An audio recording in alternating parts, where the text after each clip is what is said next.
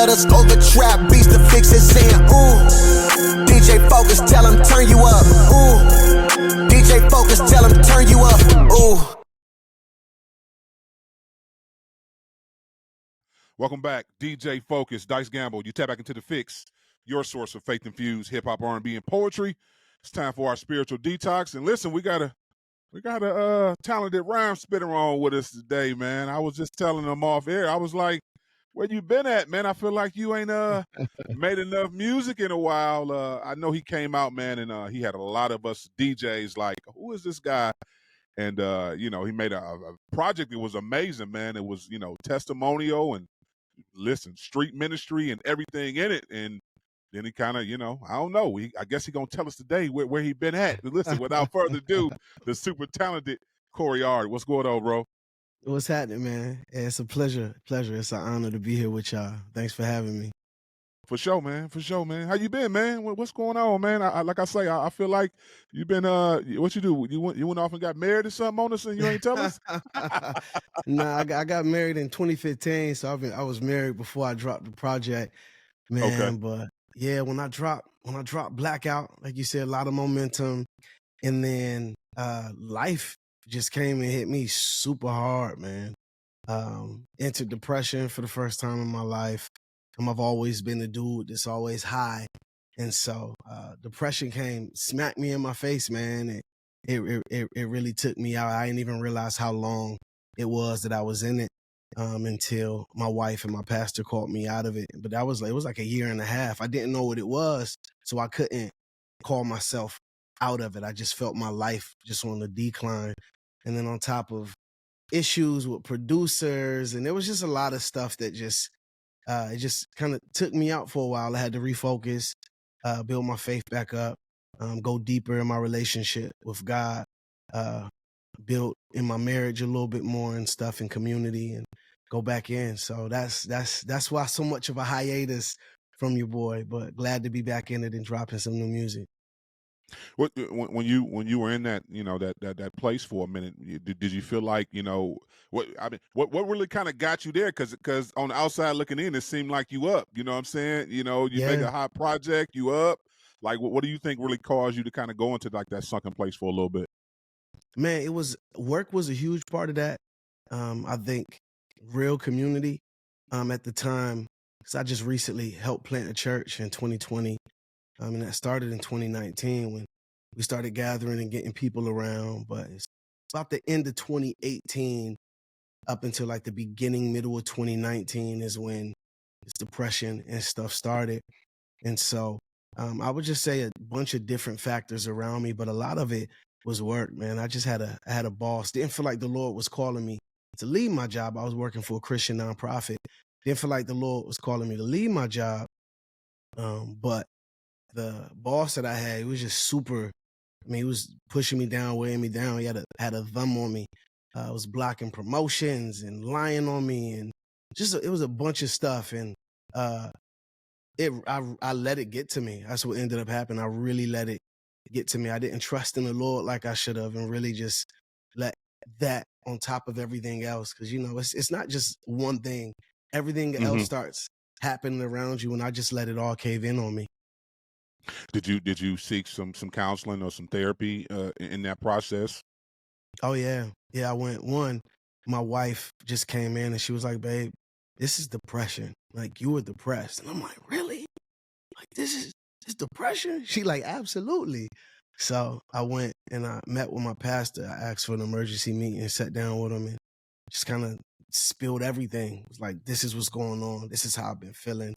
This is what I've been hiding. Like, I've been trying to remain this solid dude and this strong dude who's discipling folks and leading folks. And I was just like, I really don't have it in me. Like, I need to be ministered to. And he just so gracefully was just like, thank you for saying all of this and telling me where you at. And it's like, now it's time to get up and it's time to rebuild. So he was like, take a season, just rest a little bit and just minister to me. I told all my guys who I was either discipling or had discipled, and they looked up to me like a mentor. I humbled myself, and I was like, there's not a single area in my life right now that's going well. I don't have nothing else for y'all. Now I need from y'all. And I allowed the dudes that I've been pouring into for years to actually pour into me. It was tough to have that image, I guess, in my mind, switch from people who are looking up to me. Now they're like, okay, what you need? I'm praying for you. And scripture today. And it was super humbling, but it ended up making all my guys kind of respect me more and look at me more as a mentor and as a leader, because I wasn't hiding where I was at, and I was leading in such a low way. Why do you think our culture is so, like gun-ho on image? Because I love that you said that, like, you felt like, you had to be the one to be poured into. And like, you said it almost like our culture says it like it's a bad thing when it's not. It's like, that's what the community was built for. Like, I think Facts. people don't understand what the church is. Like, the church is the community. We build each other up together. So why did you feel like that was a place where you was kind of hesitant to even go to the people your brothers you've been pouring into and say, listen, I need y'all help for now? Absolutely. Well, I haven't seen grace modeled well in church. Oh yeah. I feel That's like good. as when leaders fall, then there's no grace for the leader. You know what I mean? I feel like we see it time and time again. Somebody do something, and which kind of perpetuates that cycle. You can't go and tell people where you're honestly at, where you're really at. But because of that, you get deeper and deeper into your hole until you end up getting exposed. And luckily for me, I exposed myself before I got to a really bad place where my sin would have eventually found me out. And I wasn't doing nothing crazy and wild and sleeping around on my wife and all of this stuff. But at that time I had dove into pornography. Like, that started to be a major struggle. And that being sexual sin, like, to tell your pastors, to tell your guys that you've been discipling, like, yo, this is what I've been struggling with. It's that took a lot of humility for me to do, because immediately I'm thinking this is how they're going to respond to me. And so I think the body and as a church, we got to do better to not eat our own. Like, we have to do better in raising up our leaders back into a place where they can either lead again or they can at least be restored. And so I think for myself, that was why it was so hard, was because I haven't seen it modeled well. When the leader falls, I've seen him just get completely eaten up, no grace. And I was shown so much grace and love. I'm like, this is really what brotherhood is. This is really what discipleship is, the way my pastor discipled me through that. Well, not even you just listen. Let's start off with your queen, your wife too, as well, for acknowledging it, because that's been something too as well. Some of the kingdom wives have not been holding up their husbands like they should. Some would argue they would have called, wives would have called you a punk and get up and what you doing, why you moping around and whatever. You know what I'm saying? So for her to acknowledge that, that's big. And I love the fact. So you're talking to somebody who I had a season in my life where I struggled with pornography. It stemmed from the strip club. So it was strip club era, going to strip clubs, finally stopped doing that, went to porn. And you're absolutely right. If you don't get a grip on it, it can fuel like a fire.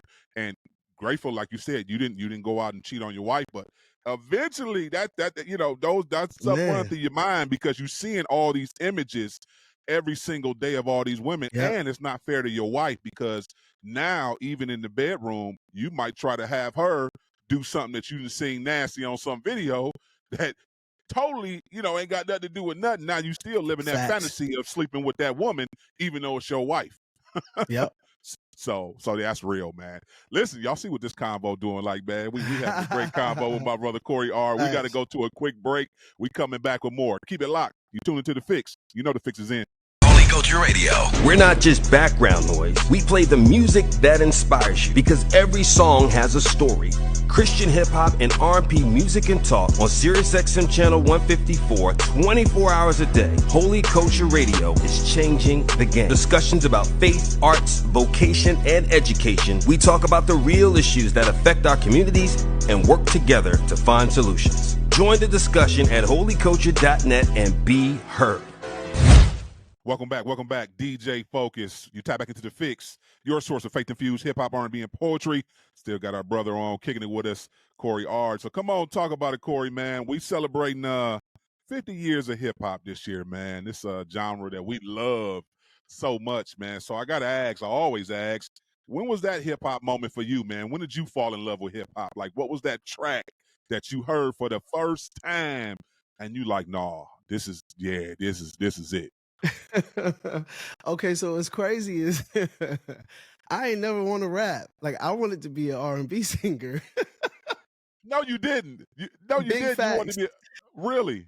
I really wanted to be an R&B singer. Like the track, I mean, it's R&B, so it's that's hip hop's little sister, cousin. I mean, whatever you want to guess, that's hand in hand. That's right there.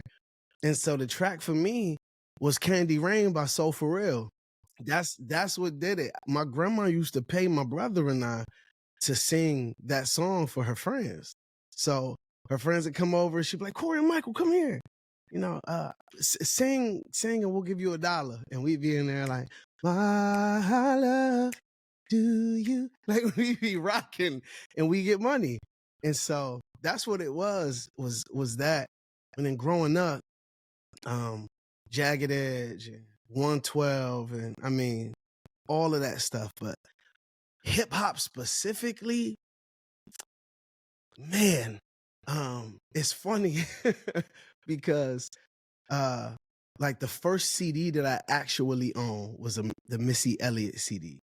I can't forget, I forget the name of the album, but it was the one, I don't know if it was Mr. It probably was, but it was the one with the Is It Worth It? Let me work it, that joint on it. It was the first like hip hop CD I got. I don't even remember who gave it to me, but it was music and I love music. So I put it on. And then I remember having a Locks cassette tape. And so listening to Jada, Styles P, Sheek Louch, you know,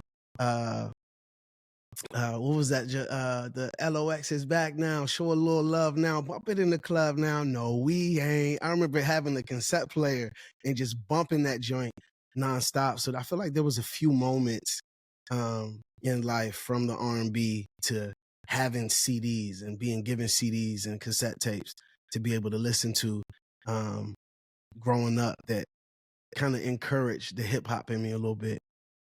No, that's good. And shouts out to you said Missy. Missy was just inducted into the Rock and Hall of Fame this year. So shouts out to Missy Elliott. Yeah, that's history. Yeah. It's just happened about I think a couple weeks ago, 2-3 weeks ago. So it's still fresh. Her creativity, man, is different. Like Missy's big different. Yes. Yeah, big different. And it's funny because she come out of a R&B camp. You know, Devontae Swing from Jodeci pretty much kind of mentored and helped her, and Timberland and all them, and Magoo came all out of that camp. So yeah, that's real. Where do you think we are? So, you know, you sat with enough hip hop, you know, in your life now. Where do you think the state of hip hop is now, 50 years in the making? Man, that's a good question. From what I'm hearing, it don't sound like it's too good. And I know music, just like everything else, evolves and it grows. But from what I'm hearing, it doesn't sound like it's too good. When I say hearing, I mean hearing from other folks. I was growing up, single parent household, with my mom's boyfriends that she would have would hit on my siblings, and I just grew up an angry kid. Ended up getting involved with gangs, stuff like that. And so when I got saved, I went to a small Kojic Church of God in Christ church where everything was a sin. So there was like a season of 3 years I ain't watch movies. I didn't listen to any secular music. I didn't. I mean, it could be I got sunshine on a cloudy day, but it wasn't I got the sun who shines on me on a cloudy day. So, you know, like. Right. We ain't doing that in this house. Not in this house. Man, it's a sin. Everything was a sin. And after coming more into grace and understanding, like, okay, if we live like that, there'd be nothing that we wouldn't be driving cars because they ain't made by Christians. It's like, who made your bed? Probably wasn't a Christian. Can't sleep on it. You know what I'm saying? And so that mindset, I just, in entering grace, I understood that I could listen to music, watch movies, TV, stuff like that. But I never secular music, as you would say, secular music, and more mainstream type stuff, I haven't really picked back up.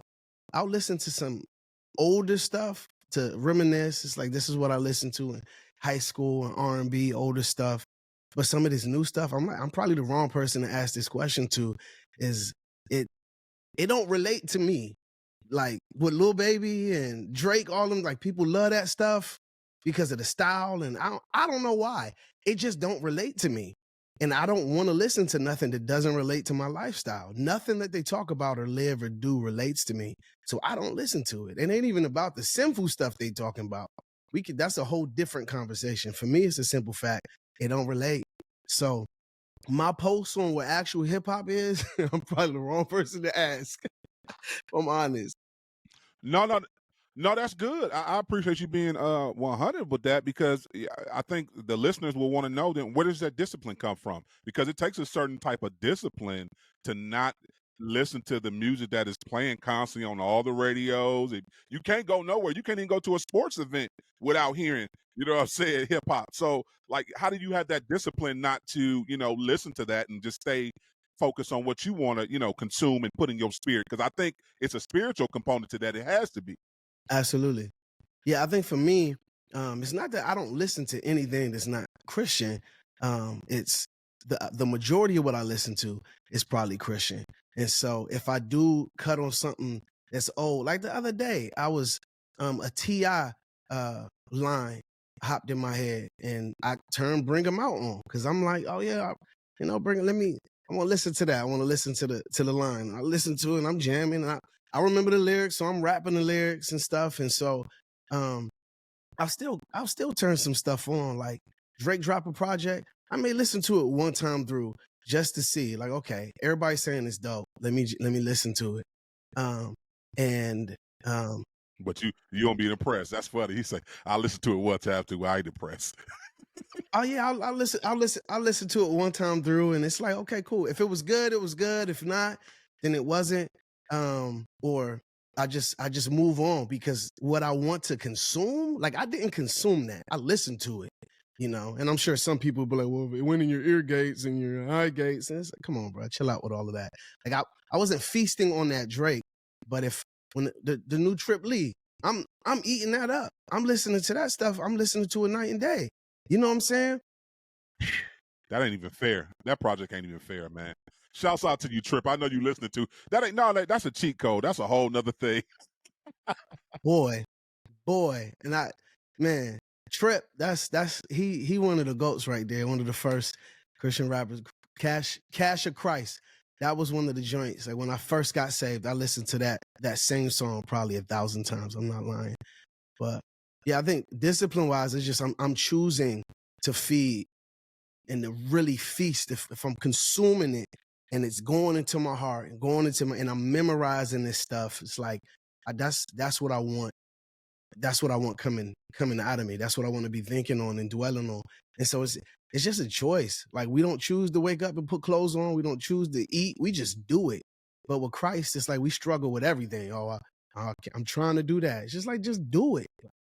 Make up your mind and do it. So that's what it is for me. That's solid. Listen, what you working on, man? Come on. I know you got something to talk about. What we working on? We got new music on the way? Man, I got so much music. It's insane. I'm working right now with Evan Ford. I don't know if you know that name. Man, stop it. Everybody know Evan and Eris, man. The brother and sister duo been doing it for a long, long time. Come on, man. Yeah, absolutely. Man, so Evan produced the majority of the Blackout, along with Impacts and Evan's brother-in-law, Javi. But from there, Evan has worked on everything that me and my wife have been working on. My wife makes music too. She's an incredible singer. But so yeah, I got a track that I'm getting ready to drop this Friday called Loud, it's my other mains on that is Shepherd and Cannon. And both of them snapped. I can't wait for that to drop. But then starting next year, towards the middle, end of January, the plan is to drop probably like a 2 or 3 song EP, just like a little quick project to start the year out. And that project will have some of the songs that I was talking about with depression and some of the seasons that I've been walking through, getting back to releasing more music. So that album is going to have more of a lowly, intimate, you getting into the heart of what's been in my life the last couple of years kind of vibe to it. And then from there, I got some bangers. I got a joint with Kanata. I got a joint with Paris and Mike Teasy. I got a joint with the homegirl, Kirsten Carter, Cole Pierce. I got some joints. It's Tucked away, huh? Evan Tucked and away. I got it. Man, right? Evan and I got a joint with Pastor Mike Jr. that's going to be dropping next year. That's insane. And Evan's produced it all. He's probably going to be mixing and mastering it all too. Evan is that. There's something wrong with him. Evan's different. He is different. He can do everything, man. No, he been doing it at a high level. He been doing it at a high level for a long time. We always argue that him and his sister are slept on. The body of work that they put out over the last 6-7 years, like nobody's talking about it. But I'm like, man, name me one song you play of theirs that's weak. Whether they do their solo thing or whether they do it together. No, I can't play one. I'm for real. Yeah, they make good vibe, feel good music, and it's still always faith centered. You can't beat it, man. Listen, I got to get you out of here, man. I got to get you back on, man. But first, I do want to ask you, man, if you could take 2 artists, dead or alive, from any genre of music to form a supergroup, what 2 artists would you pick? Ooh, 2 artists, dead or alive. I'm gonna just go with me, not on like who can do the most. Because Mike, you can mess with Mike and Kanye or whatever, but honestly, like I'd probably pick 50. 50 just had an untouchable run. There was nobody touching 50. There was nobody touching 50. Nah. He still has one of the best projects in rap hip hop history. Let's be very clear. Get Rich or Die Trying is up there. Like you can't yeah, stop it. Classic. Nobody's gonna argue nobody with that. You don't know hip hop if you argue on that one. 50 ain't being touched. That's big facts. So I'll probably go 50. Oh, and one more. One more. That's tough. I don't know. 50. Supergroup. I don't know. I don't want to take too much time. I'm gonna just have to say me and 50. You put me on the spot. My brain is spinning right now. It's just me and 50 right now. That's the supergroup. It's just us two. I can't get you one more right now. No, that's good. Hey, take one of your tracks real quick, man. Give me 8 bars from it. Break down the message to it. One of the tracks. I'll just go with Loud, the joint that's getting ready to release right now. You said 8 bars. I say, shh, they keep sleeping on me. They weak. Monday, Tuesday, Wednesday. It's every day, so I let them sleep. I ain't tripping, bruh, because in a little bit, I'm about to wake them up. When you hear it, then you know it's us. It's all bad. We about to run them up. Somebody turn me up. We going wild. And so I think that was 8. So basically what I'm talking about in this joint Loud is how oftentimes we feel slept on, like nobody's listening. You putting out body of work and you just feel like you can't get nobody's attention with the stuff you're doing. And I just came to this realization that it's maybe that I'm not loud enough. Maybe I'm not as active as I need to be. Maybe I'm not in the places that I need to be. Maybe I'm not. Maybe it's on me. So I need to turn up and I need to get louder. And so everything in this, there's not really a big spiritual message with this song. It's just we need to get louder. You can apply it spiritually. I mean, my life that's what I do. I'm an urban missionary. I raise money and support to do what I do in the hoods and the juvenile detention centers. So my life is that. And so my life will be loud for the gospel, regardless. But that's the message with this song is like, let's be loud, let's be bold, let's get out and do what we need to do. Appreciate you coming through and rocking with us, man. Tell the people how they connect with you, Cory, and how they follow you on all your social media platforms, as well as introduce your latest single. Yes, sir. So y'all can look me up at Cory Ard, CoryArd, anywhere on social media. Also Spotify, Apple Music, anywhere you can buy a stream. My new song, Loud, with Cannon and Shepherd will be out this Friday. What's the date? 11/10. Check me out. Y'all don't want to miss it. Let's get it. Keep it locked. You tuned into The Fixx. You know The Fixx is in.